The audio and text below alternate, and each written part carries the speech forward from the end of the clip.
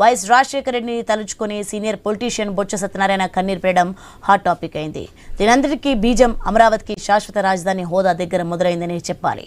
YCP అధ్యక్షుడు జగన్మోహన్ రెడ్డి మావిగన్ ప్రతిపాదన తెరపైకి తేవడంతో తలో మాట మాట్లాడుతున్నారు.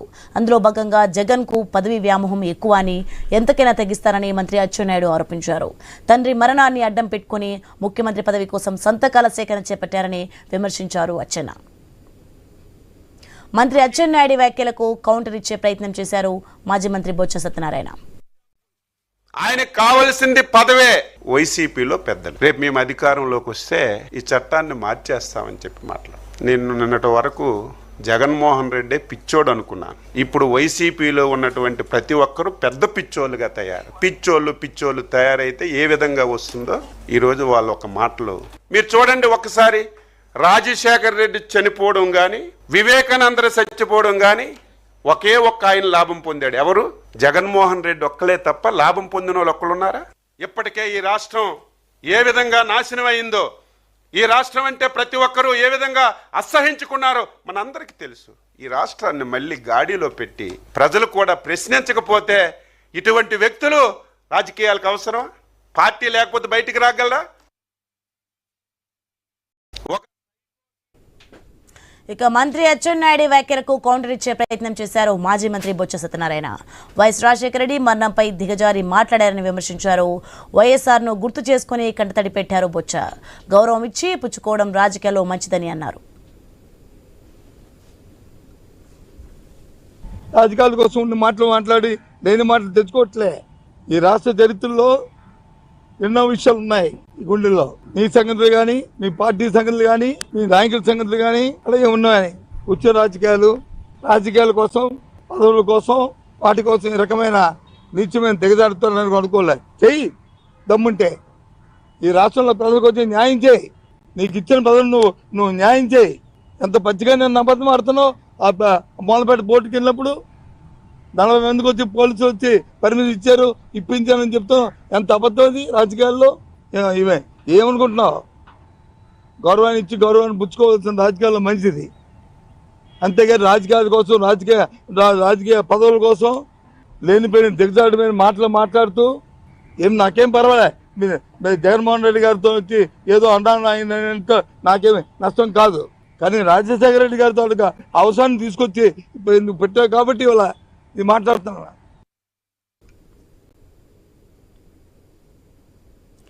ఈ సీన్లోకి ఎంటర్ అయ్యారు వైఎస్ఆర్ కేబినెట్ లో మంత్రిగా పనిచేసిన ప్రస్తుత టీడీపీ ఎమ్మెల్యే కన్నా లక్ష్మీనారాయణ.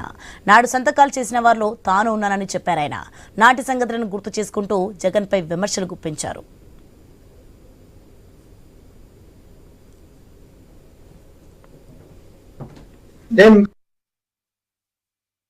నేను రాష్ట్ర బీజేపీ అధ్యక్షుడిగా ఉండి ఇది రాక్షస పాలన అని చెప్పేసి చెప్పిన వాడిని కూడా నేనే, మొట్టమొదట చెప్పిన వాడిని కూడా నేనే.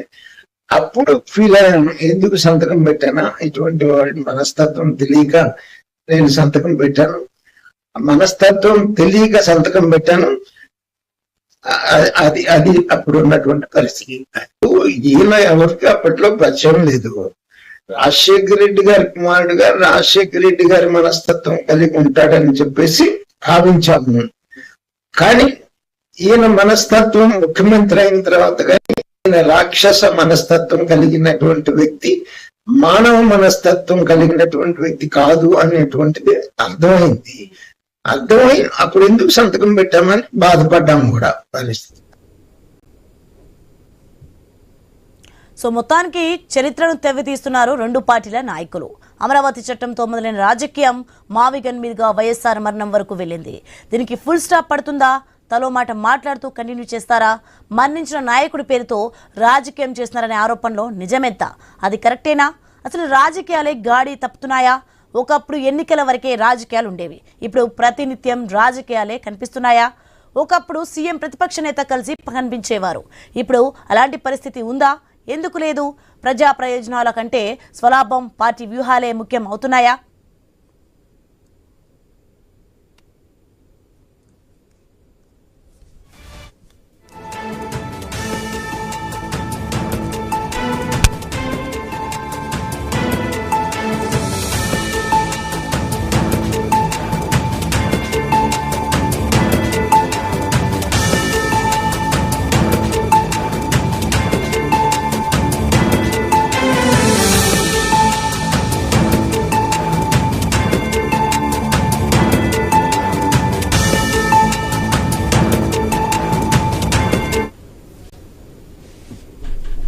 ఆంధ్రప్రదేశ్ రాజకీయాలను దివంగత వైఎస్ఆర్ షేక్ చేస్తున్నారు.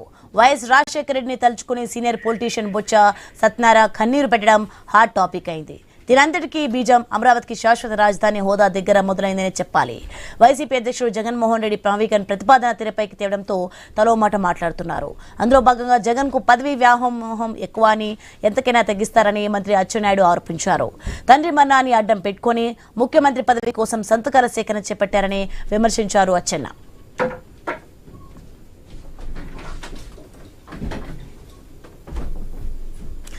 ఇదే అంశానికి సంబంధించి మరింత సమాచారం మా కొలీగ్ వంశీ న్యూస్ నుంచి లైవ్ లో సిద్ధంగా ఉన్నారు. ఎస్ వంశీ, మొత్తానికైతే ఆంధ్రప్రదేశ్ రాజకీయాలను అయితే దివంగత వైఎస్ఆర్ అయితే షేక్ చేసినట్లుగా తెలుస్తుంది. దీనికి సంబంధించి అప్డేట్స్ ఏంటి? సోని, మీరు చెప్తున్నట్టుగా రాజకీయాలు అసలు ఎటువైపు తిరుగుతున్నాయి? ప్రజా సమస్యలను వదిలేసి వ్యక్తిగత విమర్శల వైపు రాజకీయ నాయకులు వెళుతూ ఉన్నారా? సో ఎన్నికల వరకే రాజకీయం అంటూ పైకి చెప్తున్నా ఆ తర్వాత కూడా రాజకీయం చేస్తున్నాయి తప్ప ప్రజా సమస్యల గురించి మాట్లాడలేదు రాజకీయ పార్టీలు అనే అంశం మాత్రం ఆంధ్రప్రదేశ్ రాజకీయ వర్గాల్లో చర్చకు దారితీస్తుంది. చాలామంది ఎనలిస్టుల నుంచి కూడా అదే అభిప్రాయం వ్యక్తమవుతున్న పరిస్థితి. ఒకరిపై ఒకరు వ్యక్తిగత విమర్శలు చేసుకోవటమే కానీ రాష్ట్రాభివృద్ధికి సంబంధించి కానీ ప్రజల ఉన్న సమస్యలపై పోరాటం చేయడంలో ప్రతిపక్షం కానీ సో ఎక్కడా కూడా వీటిపై స్పందన కనిపించట్లేదు. సో మొత్తంగా రాజకీయాలు ఎటువైపు తిరుగుతున్నాయి? వ్యక్తిగత విమర్శలతోనే పబ్బం గడుపుతున్నాయా రాజకీయ పార్టీలు? ఎందుకు వ్యక్తులను టార్గెట్ చేసుకోవాల్సి వస్తుంది అనేది పెద్ద చర్చనీయాంశంగా మారిన పరిస్థితి.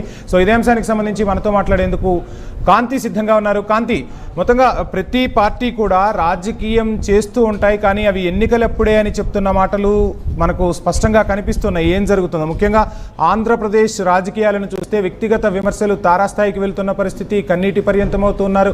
దివంగత నేతల పేర్లను కూడా ఇప్పుడు లాక్కొస్తున్న పరిస్థితి. సో మావిగన్ అని అంటే ఆంధ్రప్రదేశ్ రాజధానికి చట్టబద్ధత తీసుకొచ్చే అంశంలో జగన్ మాట్లాడిన మాటలకు సంబంధించి ఇప్పటికీ కూడా ఈ అంశం ఇంకా నడుస్తోంది. ఒకరిపై ఒకరు వ్యక్తిగత విమర్శలు చేసుకుంటూ వెళ్తున్న పరిస్థితి. సో ఏంటి, ఎలా చూడొచ్చు అంటారు ఈ అంశాన్ని?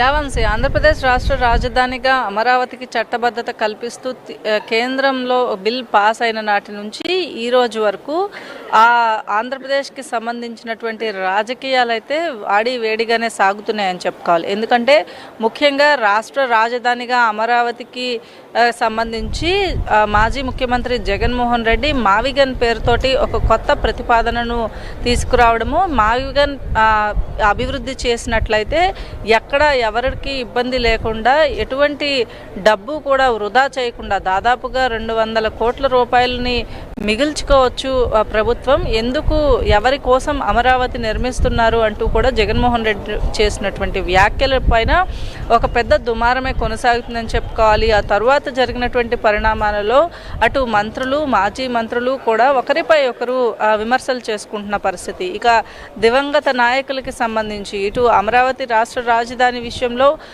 ఏదైతే చెలరేగినటువంటి అంశంకి సంబంధించి రాజధాని అంశం అయితే పక్కకు వెళ్ళిపోయి ఒకరిపైన ఒకరు విమర్శలు చేసుకునేటువంటి స్థాయికి వెళ్ళిపోయిందని చెప్పుకోవాలి. ఇక రాజధాని అంశం అలాగే మావిగన్ పేరుతోటి హైవే పక్కన అభివృద్ధి చేయాలి అంటూ వైఎస్ఆర్సీపీ చేసినటువంటి ప్రతిపాదనలపైన మంత్రులు, టీడీపీ నాయకులు, కూటమి నాయకులంతా కూడా తీవ్రంగా విమర్శలు చేస్తున్న నేపథ్యంలో వాటిని తిప్పికొట్టే ప్రయత్నం వైసీపీ చేస్తోంది. దీనిపైన ఒక పోరాటం చేయాలి అని కూడా వైసీపీ భావిస్తున్న తరుణంలో ఆంధ్రప్రదేశ్ రాష్ట్ర రాజధానిగా చట్టబద్ధత వచ్చిన తర్వాత కావాలని జగన్మోహన్ రెడ్డి ప్రజలను మభ్యపెట్టడానికి, ప్రజలను పక్కదోవ పట్టించడానికే ఇటువంటి ప్రయత్నం చేస్తున్నారు అంటూ కూడా కూటమి సభ్యులు ఆరోపిస్తూ ఉన్నారు. ముఖ్యంగా మావిగన్ పేరుతోటి అభివృద్ధి చేయడం ఎలా సాధ్యమవుతుందో ఒక మాజీ ముఖ్యమంత్రిగా ఉన్నటువంటి వ్యక్తి తెలుసుకోలేకపోతున్నారా?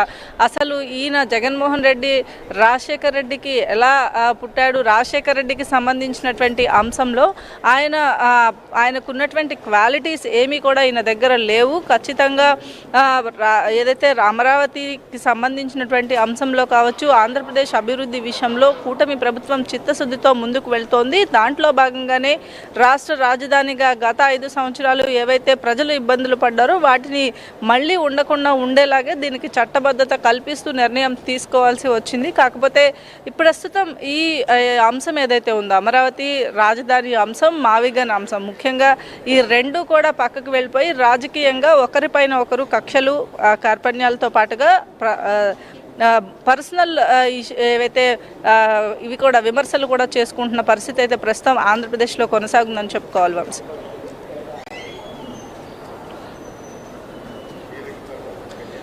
Right, thank you Kanti. So మొత్తంగా చూస్తున్నాం ఆంధ్రప్రదేశ్ రాజకీయాల్లో అనేక పరిణామాలు అయితే చోటు చేసుకుంటున్నాయి. రాజధాని చుట్టూ ఇంకా రాజకీయం నడుస్తోంది. సో దశాబ్దం గడిచి మరో దశాబ్దంలోకి అడుగు పెడుతున్నా ప్రజల ఆకాంక్షలకు అనుగుణంగా పాలకులు ఏం చేస్తున్నారు అనేది కూడా చర్చనీయాంశమైన పరిస్థితి. సో ఇదే అంశం గురించి చర్చిద్దాం. ఈ చర్చలో మనతో మాట్లాడేందుకు కంచర్ల విజయభాస్కర్ గారు, తెలుగుదేశం పార్టీ సీనియర్ లీడర్ జూమ్లో సిద్ధంగా ఉన్నారు. అదేవిధంగా రేగడి లక్ష్మణ్ గారు, వైఎస్ఆర్సీపీ అధికార ప్రతినిధి జూమ్లో జాయిన్ అయ్యారు. లక్ష్మణ్ గారికి అదేవిధంగా విజయభాస్కర్ గారికి ఐ న్యూస్ తరఫున గుడ్ ఆఫ్టర్నూన్ అండి. ముందుగా లక్ష్మణ్ గారు మీ నుంచే మొదలు పెడదాం. ఏంటి మావిగన్ అనే కొత్త అంశాన్ని తెరపైకి తీసుకొచ్చారు, రాజధానికి చట్టబద్ధత లభించింది, సో చట్టబద్ధత తీసుకురావాల్సిందే, మీ వల్లే తీసుకురావాల్సి వచ్చిందని చెప్పి అటు కూటమి సర్కార్ చెప్తున్న పరిస్థితి. ఇక మేము అభివృద్ధి చేస్తూ ఉన్నాం రాజధానిని, ఇప్పటికీ కూడా అడ్డుపుల్లలు వేస్తూ ఉన్నారు, ప్రజల్లో అపోహలు కల్పిస్తూ ఉన్నారని చెప్పి అటు కూటమి నుంచి వినిపిస్తున్న విమర్శ, ఏం ఆన్సర్ చేస్తారు? వంశీ గారు, మీకు అందరికీ నమస్కారం అండి. మేము ఏ ప్రాంతానికి వ్యతిరేకం కాదు వంశీ గారు, అమరావతికి వ్యతిరేకం కాదు, అలాగని రాష్ట్రంలో ఏ ప్రాంతానికి కూడా వ్యతిరేకం కాదు. ఎందుకంటే అమరావతి పేరు చెప్పి అమరావతి మీద వీళ్ళు స్కాములు చేస్తూ ఉన్నారు. ఆ స్కాములకు మాత్రం మేము వ్యతిరేకం. ఏదైతే అవినీతి చేస్తూ ఉన్నారో, ఏదైతే కమిషన్ రూపంలో దండుకుంటున్నారో, పంచుకుంటున్నారో దాని మీద మాత్రం మా వ్యతిరేకం, మా యొక్క వ్యతిరేకం, మా పోరాటం. ఎందుకంటే పాపం రైతులు వాళ్ళ త్యాగాన్ని కూడా మీరు మర్చిపోయి ఇదైతే 1,00,000 ఎకరాలు ఇచ్చారో వాళ్ళకి ఇంతవరకు రిటర్నబుల్ ప్లాట్స్ ఇవ్వలేదు, వాళ్ళు ఆదుకోలేదు, వాళ్ళకి ఉచిత ఉద్యోగాన్ని వైద్యంగాన్ని అందించలేకపోయారు, వాళ్ళ పిల్లలకు ఉద్యోగాలు అన్నారు పక్కన పెట్టారు. అటువంటి పరిస్థితుల్లో మీరు చట్టబద్ధత అన్నారు, మంచిదా చట్టబద్ధత చేయండి, చట్టబద్ధత చేశారు. కాబట్టి మేము ఇక్కడ ఏం చెప్తామంటే ఏదైతే 1,00,000 కోట్లు 2 లక్షల కోట్ల రూపాయలు అవుతుందని మీరే చెప్తూ ఉన్నారు. 2 లక్షల కోట్ల రూపాయలు అసలు అమరావతి రైతులు మీపైన విమర్శలు చేస్తున్న పరిస్థితి కదా, మమ్మల్ని నానా ఇబ్బందులు పెట్టారు, కోర్టుల చుట్టూ తిప్పారు, మాకు కేసులు పెట్టారు అక్రమంగా, అసలు మేము రైతులమే కాదన్నారు, పెయిడ్ ఆర్టిస్టులు అన్నారని చెప్పి రకరకాల విమర్శలు మీపై చేస్తున్న పరిస్థితి కదా. ఎప్పుడు చేశారండి? 2002 ఇప్పుడు చేశారా అప్పుడు చేశారన్న మీ ఉద్దేశం? ఇప్పుడు కూడా చేస్తున్నారు కదా అదే కామెంట్స్. రైతుల ముసుగులో ఇప్పుడు కూడా చెప్తున్నాం, రైతుల ముసుగులో ఎవరైతే టీడీపీ పార్టీకి అనుకూలమైనటువంటి పెయిడ్ ఆర్టిస్టులు మాత్రమే దీన్ని ప్రసారం చేశారు తప్ప రైతులు అక్కడ కూడా ఇటువంటి ప్రసారం లేదు. ఎందుకంటే రైతులు ఈ రోజున అడుగుతూ ఉన్నారు కదా, నారా లోకేష్ గారు చక్కా పట్టుకొని, చంద్రబాబు నాయుడు గారు చక్కా పెట్టుకొని అడుగుతూ ఉన్నారు, అయ్యా మా ప్లాట్స్ ఏవని, మా రిటర్నబుల్ ప్లాట్స్ ఏవని.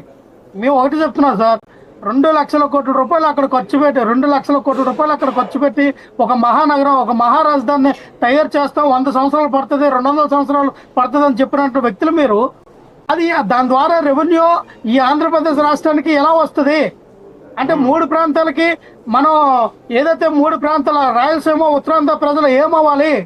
అటువంటి దీంట్లో మేము మామూలుగా ఇప్పటికి వైఎస్ఆర్సీపీ స్టాండ్ 3 రాజధానులేనా సార్? ఇక్కడ 3 రాజధానుల స్టాండ్ అనేది 3 రాజధానుల స్టాండ్ అవునా కాదా అన్నది ఇప్పుడు అది దాని గురించి మాట్లాడడం కూడా ఇది ఆ సబ్జెక్ట్ కాదు. ఇప్పుడు దాని మీద 3 ప్రాంతాలు అభివృద్ధి చేయాలంటున్నారు వాళ్ళేమో. అటు విశాఖని ఐటీ హబ్ గా చేస్తూ ఉన్నాం, ఇటు కర్నూలులో కూడా మేము డెవలప్ చేస్తూ ఉన్నాం, అమరావతిని రాజధానిగా ముందుకు తీసుకుపోతున్నామని చెప్పాం కదా సార్. గతంలో మేము అదే కదా చెప్పాం, 3 రాజధానుల పేరు మీద విశాఖపట్నం ఆర్థిక రాజధాని, న్యాయ రాజధానిగా కర్నూలు, పరిపాలన రాజధానిగా అమరావతి ఉంటుందని కూడా మేము కూడా గతంలో అదే చెప్పాం కదా. 5 సంవత్సరాల్లో ఎందుకు ఆ విధంగా అడుగులు పడలేదు?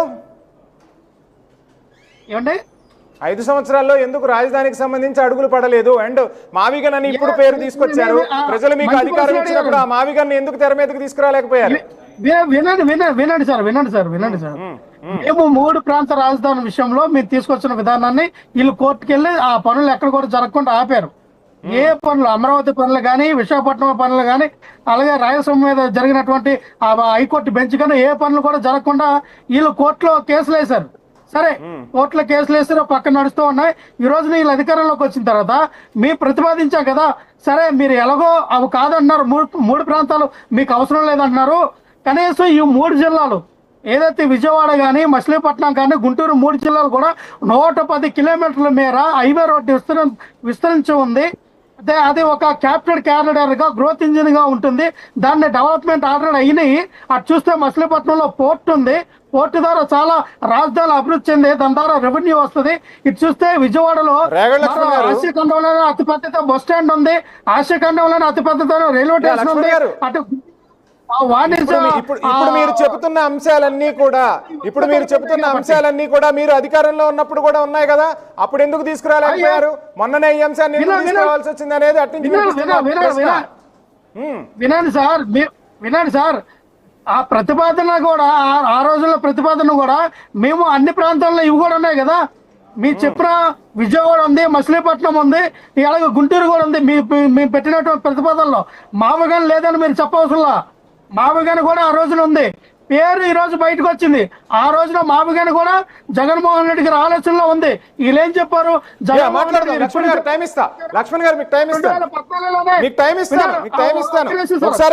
ఒకసారి మీ క్వశ్చన్స్ ఆన్సర్ తీసుకునే ప్రయత్నం చేద్దాం. అలాగే సార్, ఒక ప్రశ్నే సార్. నేనేమంటానంటే, ఇదే చంద్రబాబు నాయుడు గారు 2014లోనే మామగాని గురించి చెప్పారు. అసలు సిఆర్డీఏ పరిధి ఇప్పుడు గుంటూరు, విజయవాడ, మచిలీపట్నంలో ఉందని ఇప్పుడు ఎందుకు అబద్ధాలు ఆడుతూ ఉన్నారు? మొన్నటి వరకు దాన్ని వ్యతిరేకించినటువంటి మామగారిని వ్యతిరేకించిన మీరు ఇప్పుడు సిఆర్డీఏ పరిధిలో ఈ 3 ఉన్నాయని ఈ రోజున పేపర్లో హెడ్డింగ్లు మాట్లాడదాం. ఆన్సర్ తీసుకుంటా. విజయభాస్కర్ గారు నమస్కారం. మొత్తంగా చూస్తున్నాం, అమరావతి చుట్టూ మీరు రాజకీయం చేస్తున్నారు తప్ప అక్కడ అభివృద్ధి చేయట్లేదు. రైతులు కూడా ఇటు నారా లోకేష్ ని, చంద్రబాబునే సూటిగా ప్రశ్నిస్తున్నారు, మాకు ఏం లాభం చేస్తున్నారు మీరని చెప్పి అట్నుంచి వినిపిస్తున్న విమర్శ. సో ఏంటి, రాజకీయం కోసమే అమరావతిని వాడుతున్నారా? అభివృద్ధి చేయాల్సిన అవసరం లేకపోయిందా?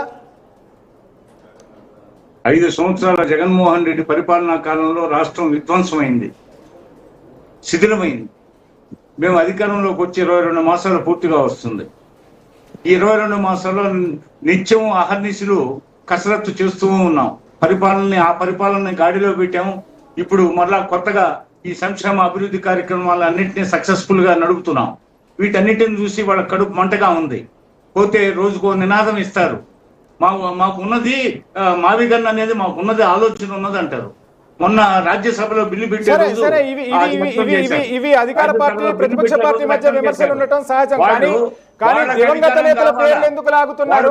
వ్యక్తిగత విమర్శలు ఎందుకు చేయాల్సి వస్తుంది? వాళ్ళకి అధికారం కావాలా, పెత్తనానికి రావాలా, పోతే వాళ్ళు ప్రత్యర్థుల మీద కక్ష తీర్చుకోవాలి. అది కక్షల ప్రభుత్వం, పోతే విద్వేషాల ప్రభుత్వం, విధ్వంసం ప్రభుత్వం అని ప్రజలు గుర్తించి మాకు అధికారం ఇచ్చి చక్కటి పరిపాలన అందించమంటే మా సుపరిపాలన చూసి ఓర్వలేక తిరిగి అధికారం శాశ్వతంగా దూరం అవుతున్నాం అనే ఉద్దేశంతో ఈ రోజు పిచ్చి బట్టి బ్యాలెన్స్ తప్పి ఆ సహనం కోల్పోయి ఇష్ట రాజ్యంగా నోటుకొచ్చి ఎలా మాట్లాడి మాకు ఇవన్నీ ఎప్పటి నుంచి ఆలోచనలు ఉన్నాయి అని చెప్పడం, ఇవన్నీ ప్రజల విజ్ఞతకే వదిలేస్తున్నాం. ప్రజలకి అన్ని తెలుసు, ఈ పిచ్చి పెట్టి మాట్లాడుతున్నారని చెప్పేసి. క్యాడర్ కాడ ఇబ్బంది పడుతుంది. క్యాడర్ ఏదో డిబేట్స్ లోనో బహిరంగ ప్రెస్ మీట్ లోనో ఏదో పైకి మేఘపోతే గాంభీర్యం ప్రదర్శిస్తున్నారు. ఇలాంటి దురదృష్టం అని చెప్పి వాళ్ళంతా బాధపడుతూ చాలా వినపడుతున్న పరిస్థితి. నా వాయిస్ మీకు వినపడుతుందా? వినిపిస్తుంది. రైట్, మీరు చెప్తూ ఉన్న విమర్శలు, ఒకళ్ళపై ఒకళ్ళు విమర్శలు చేసుకోవటం సమస్యల మీద ఉండాలి. అది ఒక రకంగా చెప్పాలంటే అభివృద్ధికి సంబంధించి పోటీ పడాలి. కానీ వ్యక్తిగత విమర్శలకు ఎందుకు వెళ్తున్నారు? ఎప్పుడో మరణించిన రాజశేఖర రెడ్డి పేరు ఇప్పుడు ఎందుకు తెర మీదకు తీసుకురావాల్సి వస్తుంది? నో వాళ్ళు మేము ప్రశాంతంగా ఈ రాష్ట్రం గాడి తప్పిన రాష్ట్రాన్ని పోతే సుపరిపాలన అందించాలని చెప్పి ప్రజలు మా మీద ఎన్నో ఆశలు ఆకాంక్షలు పెట్టుకున్నారని చెప్పేసి మేము ప్రశాంతంగా పరిపాలన సాగించేది వాళ్ళకి ఇష్టం లేదు. కాబట్టి రెచ్చగొట్టే ప్రకటనలు, మౌనం అర్థంగీకారం అంటారు. మేము మౌనం పాటిస్తే, వాళ్ళు చేసే విమర్శలకి మేము మౌనం పాటిస్తే పోతే ప్రజలు విమర్శలు అంటే ఎటువంటి విమర్శలు ఉండాలి? సాహిత్యంగా ఉండాలి. ఎటువంటి విమర్శలు ఎందుకు చేయాల్సి వస్తుంది అనేది ప్రశ్న కదా. విమర్శలు సాహిత్యంగా ఉండాలి. ఇటువంటి విమర్శలు ఎందుకు చేయాల్సి వస్తుంది? కాదు, అంశం మీద విమర్శలు చేయాలి కానీ వ్యక్తిగత విమర్శలు ఎందుకు చేసుకోవాల్సి వస్తుంది అనేది. అంటే జగన్ అధికార దాహాన్ని మరోసారి ప్రజలకు గుర్తు చేయడానికి ఆనాడు వాళ్ళ నాన్న చనిపోతే అక్కడ జరిగిన పరిణామాలను గురించి అచ్చెన్నాయుడు గారు చెప్పారు. దాని మీద బొత్స కౌంటర్ ఇచ్చాడు. దాని మీద మళ్ళీ కన్నా లక్ష్మీనారాయణ కౌంటర్ ఇచ్చారు. పోతే బొత్స సత్యనారాయణ జగన్మోహన్ రెడ్డిని గురించి ఏమన్నాడు? తండ్రి శవాన్ని అడ్డు పెట్టుకొని రాజకీయం చేస్తున్నాడని, ఇదే బొత్స సత్యనారాయణ అని, తనకు తెలుగుదేశంలో అవకాశం లేదు కాబట్టి మళ్ళీ జగన్ కాళ్ళు మొక్కి జగన్ పంతం చేయలేదు. ఆ పార్టీ అయినా ఈ పార్టీ అయినా మీకు రాజకీయ ప్రయోజనాలు ముఖ్యం తప్ప ప్రజల ప్రయోజనాలు ముఖ్యం కాదా? అధికారం కోసం ఒకరిపై ఒకరు విమర్శలు చేసుకుంటూ ఉంటారా? ప్రయోజనాలు ముఖ్యం. మా పార్టీకి ఆశయం ఉంది, మా కూటమికి ఆశయం ఉంది. ఆ ఆశయాల సాధన కోసం మేము ప్రశాంతంగా పరిపాలన సాగించేది వాళ్ళకి ఇష్టం లేదు. రోజు రెచ్చగొట్టే ప్రకటనలు చేస్తున్నారు. కాబట్టి మేము మౌనంగా ఉండకూడదు. మేము వాటిని తిప్పికొట్టకపోతే ప్రజలు అపార్థం చేసుకునే అవకాశం ఉంది. కాబట్టి మేము మా జోలికి రాకుండా వాళ్ళు సద్విమర్శలు చేస్తే we're ready to receive there. Lakshman గారు సద్విమర్శ కానప్పుడు తిప్పికొట్టడానికి మా శ్రేణులు కూడా రెడీగా ఉన్నారు. భాస్కర్ గారు ఈ నేపథ్యంలో భాస్కర్ గారు టైం ఇస్తాను ప్లీజ్. భాస్కర్ గారు ఒక్క నిమిషం అండి. వాళ్ళ ఆశయం ఏంటంటే ఉదయం లగ్గానే వైఎస్ జగన్మోహన్ రెడ్డి గారిని ఎలా తిట్టాలి, వాళ్ళ పార్టీ అధినేతల మీద అక్రమ కేసులు ఎలాగేయాలి, వాళ్ళ ఒక కసరత్తు చేస్తూ ఉన్నారు. ఆయన చెప్తున్నట్టుగా ఒక కసరత్తు చేసి అవినీతి ఎలా చేయాలో అమరావతి పేరు చెప్పి మన కసరత్తు దీంట్లో ఉన్నారు. సార్ ఈ రోజున నిన్న ఏదైతే స్టేట్మెంట్ ఇచ్చినటువంటి అచ్చెన్నాయుడు గారు ఇప్పుడు జగన్మోహన్ రెడ్డి గారు ఎక్కడున్నారు? జగన్మోహన్ రెడ్డి గారు వాళ్ళ తండ్రి చనిపోయినప్పుడు సీఎం అవ్వాలని సంతకాలు చేయించారు కదా అన్నాయి. సరే ఇటువంటి సంతకాలకి జగన్మోహన్ రెడ్డి గారికి సంబంధం లేదు.